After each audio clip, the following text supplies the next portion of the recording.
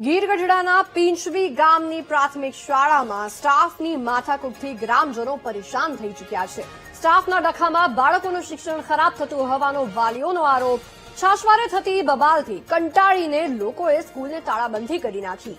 આચાર્ય અશ્વિન દાહિમા અને શિક્ષિકા હર્ષા ચૌહાણ વચ્ચે લાંબા સમયથી વિવાદ ચાલે છે। આચાર્યએ અપશબ્દ કહ્યા હોવાનો શિક્ષિકા હર્ષા ચૌહાણનો આરોપ છે। વારંવાર આચાર્ય ભેદભાવ કરતા હોવાનો શિક્ષિકાએ દાવો કરેલો છે। શાળાના તમામ શિક્ષકોને બદલી કરી દેવાની સ્થાનિકોની માંગ છે।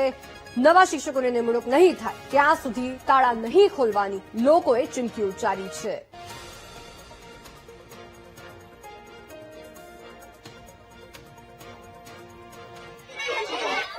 સ્ટાફની અંદરો અંદરની છે ને પર્સનલી ડખા છે એ સ્કૂલમાં હાલે છે, જેથી કરીને અમારું શિક્ષણ બાળકોનું બગડે છે।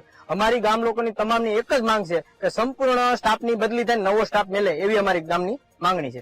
અમારા આ ગામનો પ્રશ્ન બન્યો છે, અંદરો અંદર સ્ટાફનો પ્રશ્ન આજે બન્યો છે, પરંતુ આવા પ્રશ્ન તો ઘણીવાર અમારે શિક્ષકો દ્વારા અમારા ગામમાં અનેક વાર બનેલા છે અને શિક્ષણને હાનિ ખૂબ જ પહોંચી છે।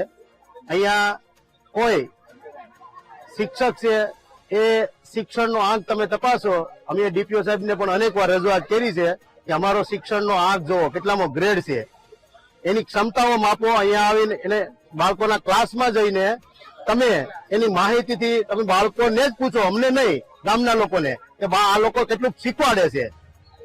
અને અમારો સ્ટાફ 8નો છે, એમાં આચાર્ય શ્રી તરીકે દાહિમા અશ્વિનભાઈ રાજાભાઈ છે અને ઘણા સમયથી મારા પ્રત્યે મનભેદ રાખે છે। એક સ્ત્રી હોવાના નાતે કે જે હું વર્ણવી ન શકું એવી ઘટનાઓ મારી સાથે કરે છે અને કાલે તો છેલ્લી હદ ઈ થઈ તો બધી વસ્તુ સ્વીકાર્ય હશે કદાચ, પણ એક સમાન મને સ્વીકાર્ય નહીં હોય અને એના માટે થઈ અને કદાચ મને પૂછવામાં આવશે તો બરાબર છે, તમે વિશ્વાસ કરો ન કરો, પણ હા, મારા બાળકો જે હાજર હતા 30 બાળકોની હાજરીમાં મારા પ્રત્યેને દુઃખ હોય તો એ સમજવા જેવી વાત છે, પણ મારા જે ઘરવાળા છે એના પ્રત્યે પણ બેફામ બોલ્યા।